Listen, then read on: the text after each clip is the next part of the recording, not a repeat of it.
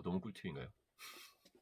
변호사분들이 저한테 뭐라고 할 수 있는데 문종탁TV 구독자들께는 알려드려야 되니까 이런 거 오픈합니다. 보통 뭐 혼자 막 깨작깨작하다 이상하게 하지 마시고 저한테 오시면 되겠죠?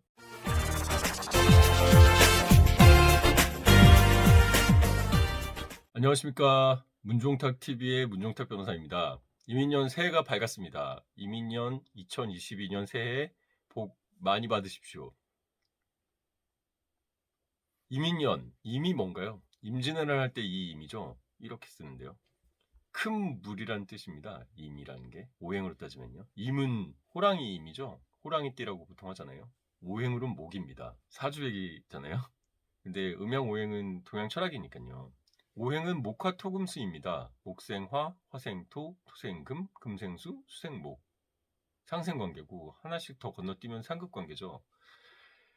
사주 얘기. 저는 크리스천입니다. 그래도 사주도 잘 알고 있죠.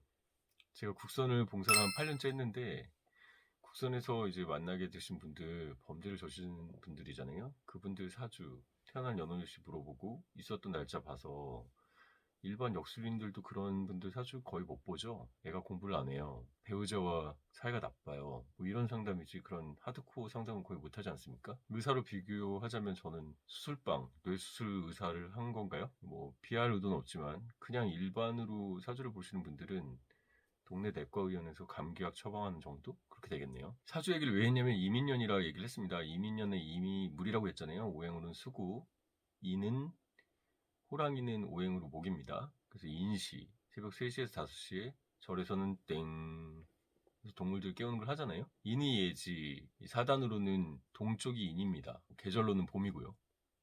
색깔로는 초록색이겠죠. 오장육부로는 간입니다. 이렇게 동양 철학의 오행하고 굉장히 밀접한 관련이 있어요. 그래서 사주에 수나 목이 부족하신 분들은 오행으로 봤으면 좋겠네요. 그 다음에 뭐 격국을 따집니다. 저는 이제 정미일주인데 화잖아요. 그러면 저한테는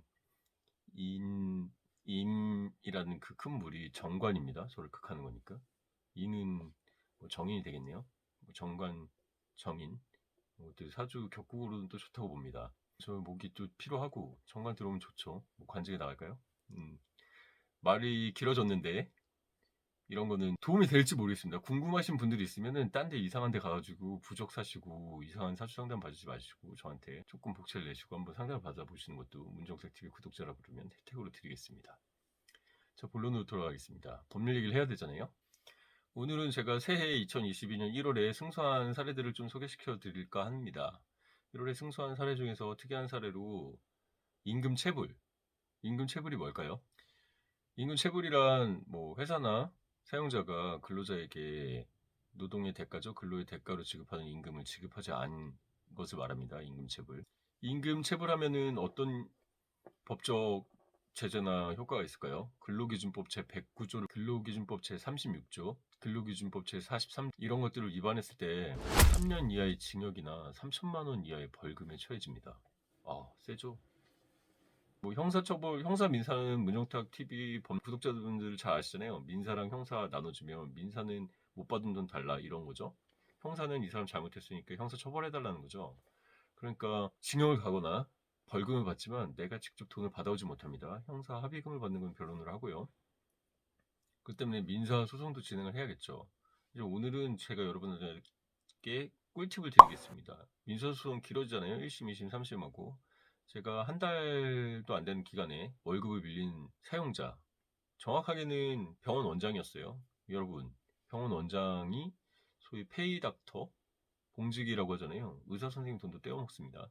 이 사람 같은 경우는 폐업과 개업을 반복했는데요. 병원 같은 경우 건물에 입주를 하면은 뭐 약국이나 분양사에게 이런 받는 돈들이 있나 봅니다. 그렇다고 하더라도 이제 폐업과 개업을 반복하면서 월급을 밀리고 안 주고 이런 건 범죄죠.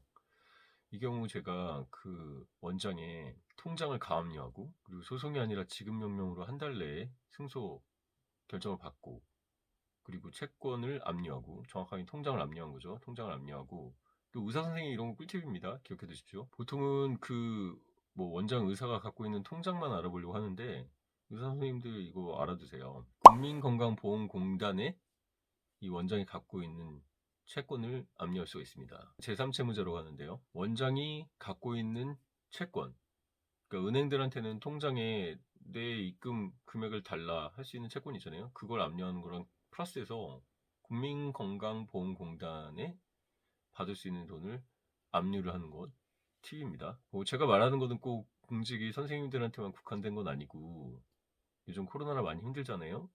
그래서 임금 못 받는, 임금을 받아야 되는 분들에게 어떻게 소송을 진행해야 되고 어떤 변호사를 선임해야 되는지 설명을 지금 구체적으로 드리고 있습니다. 첫 번째, 보전 처분이 필요합니다. 월급을 안 주는 사람, 그 사람 통장 같은데 가압류를 하라는 것입니다. 우리가 승소를 했어도 집행하려고 보면 돈을 미리 다 빼버리면 의미가 없잖아요. 이 가압류, 통장 가압류 같은 경우는 내가 월급 못 받고 월급 받을 채권이 얼마인데 이 금액을 빼가버리면은 내가 승소를 했어도 집행이 안 된다. 그걸 얘기해서 소명해서 미리 통장에 가압류를 해두는 것입니다. 변호사 선임해서 하시는 게 좋고요. 채권 추심 업체 이런 데서도 처음에 착수금을 안 받는다고 해도 받아온 금액의 뭐 20%를 성공보수로 뗀다고 하더라고요. 그럴 거면은 뭐 가압류나 이런 거는 본안하게 되면은 변호사가 굉장히 저렴한 가격에 같이 진행하는 세트라고 보시면 되니까 변호사 선임하실 때 가압류도 하나요? 뭐 물어보시고 진행하시기 바랍니다. 저는 바로 가압류를 했죠. 가압류한 다음에 월급을 보통 떼는 사람, 안 준 사람들 월급을 안 준 이유가 뭐 근로자가 특별하게 잘못한 게 아니라면 본인들이 월급을 안 줬다는 거에 대해서 다투거나 뭐 이해하지는 않습니다. 그렇기 때문에 지급 명령을 신청하게 되죠. 지급 명령의 가장 큰 장점은 채무자, 그러니까 월급을 줘야 될 사람이, 이거는 뭐 월급뿐만이 아니라 모든 채권에도 공통되는 건데요. 돈을 줘야 되는 채무자가 2주 내에 일을 안 하면 확정이 되고, 그것은 확정된 판결문하고 같은 동일한 효력을 갖게 됩니다. 지급 명령 결정문이요. 그리고 이거는 집행력도 있기 때문에 그것 자체로 앞으로 얘기할 채권 압류 추심도 같이 진행할 수 있습니다. 지급 명령에 필요한 점이 하나 있어요. 채무자의 주소를 알아야 된다는 것입니다. 채무자 주소를 모를 때는 채무자 작업장을 주소로 해서 지급 명령을 신청할 수도 있습니다. 너무 꿀팁인가요? 변호사분들이 저한테 뭐라고 할 수 있는데 운종타TV 구독자들께는 제가 알려드려야 되니까 이런 거 다 오픈을 합니다. 그렇다고 뭐 혼자 막 깨작깨작하다 이상하게 하지 마시고 저한테 오시면 되겠죠? 임금 채권은 보통 소멸시효가 3년 정도 되죠. 그러니까 어영부영해서 넘기지 말고 체불이 많이 발생했다, 퇴직을 했다, 그럼 빨리 하시기 바랍니다. 특히 퇴직을 한 다음에는 퇴직 후 14일 이내에 임금이나 퇴직금을 다 지불하는 것이 법입니다. 근로기준법 제36. 그리고 이거 잘 모르시는 변호사님도 계시던데 이때 14일 지난 다음에 밀리는 돈은 연 12% 지연이자가 아니라 연 20% 지연이자입니다. 여러분 6%도 아니고 잠깐 얼마야? 8% 차이잖아요. 연 8% 이율 차이인데 이거는 여러분 명심하시기 바랍니다. 저는 20%라서 바로 청구합니다. 자, 지급 명령이 이의를 안 했죠. 2주 지내서 결정이 확정이 됐습니다. 그러면 이제는 가압류, 가짜 압류가 아니라 진짜 압류를 할 때죠. 보통 통장에 압류를 하고 뭐 병원이면은 병원 리스 받은 물품들에도 압류 빨간딱지를 붙일 수 있습니다. 그 경우 너무 가혹하다고 생각하면은 뭐 통장 압류 같은 거 진행하면 되겠죠. 그리고 아까 말씀드렸던 은행이면 국민건강보험공단에 압류도 합니다. 지금 판결문이 이렇게 나가고 있나요? 제가 결정문으로 채권 압류 추심하면서 여기 의사 선생님들 보세요. 국민건강보험공단에 압류를 넣은 게 보이시죠? 이 사건 같은 경우는 그 원장 의사가 예전에도 페이닥터 봉직위 분들의 월급을 체불한 것이 고용노동부에 다 등록이 돼 있었습니다. 그래서 빚도 엄청 많이 있었고 신용등급도 굉장히 낮았던 원장이었는데 이 경우에는 처음부터 근로계약서를 썼을 때부터 월급 지급할 의사나 능력이 없었다고 보고 형법 사기죄로 고소도 같이 진행해 드렸습니다. 제가 또 뭐 형사 전문이니까 형법 제317조 제1항 사기죠. 사람을 기망해서 재산을 교부받거나 재산상 이득을 취득하면 어떻게 됩니까? 세죠. 10년 이하의 징역이나 2천만 원 이하의 벌금이 처합니다. 여러분 월급을 많이 못 받은 사람들이 많다면 피해자가 많을수록 처벌이 세지니까요. 피해자들 그리고 피해 액수도 합해지면 특정 경제 가중 처벌에 관한 이 특별법에 의해서 더 가중 처벌될 수도 있습니다. 그러니까 그런 거는 이제 변호사랑 상담하셔서 형사 고소도 같이 진행할 것인지 한번 보십시오. 근로기준법 위반은 고용노동부의 노동청 근로감독관한테 진정 고발을 해서 형사 기소가 되기도 하지만 사기는 별개니까요. 그런 거는 이제 변호사 선임하셔서 고소대리로 진행하시는 게 좋겠고, 그리고 처음에 보전 처분을 해놔야지 돈을 다 빼놓은 다음에 집행이 안 되는 경우를 막을 수 있겠죠. 그리고 보통 임금을 못 준 사람들이 특별한 사유가 없으면 이의 신청을 안 한 경우가 많기 때문에 지급명령 신청으로 가는 걸 추천드리고, 확정이 되면 그때 채권 압류 추심 이걸 진행해서 돈을 받아오면 되고, 특별히 의사 선생님 같은 경우는 국민건강보험공단 이때 이 돈 안 준 사용자에 대해서 뭐 원장인 의사가 되겠죠.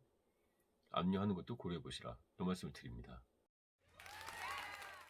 그리고 처음에 말했던 이민년 흑호랑이의 2022년 새해 복 많이 받으시고요. 월급 떼이신 분들, 월급 때문에 고민하시는 분들, 저 문종탁 TV 문종탁 변호사한테 찾아오시면 감사하겠습니다. 자, 이런 법률 팁 같은 걸 제가 유튜브에서 드리고 있는데 전화가 계속 문의 와서 무료 상담을 해달라는 분들이 많은데, 여러분 법률 상담은 유료가 원칙입니다. 의사 얘기도 나왔지만 병원에 가서 의사한테 뭐 공짜로 진료해달라고 안 하잖아요. 뭐 간단한 게 아니고 조금 길어진다 그럼 자료 같은 거 준비하셔서 정당한 대가를 내고 상담한다고 생각하시고 유료 상담 얘기해 주시면 되겠습니다. 뭐 간단한 30분 내에 상담은 뭐 5만 원 정도 되니까요. 조금 길어지거나 자료가 양이 좀 있으면 10만 원 정도 받고 있습니다. 예, 새해 여러분 월급 떼인 거 다 받으시고 채권 출신 못한 거 있으면 저한테 연락 주십시오. 새해 복 많이 받으십시오.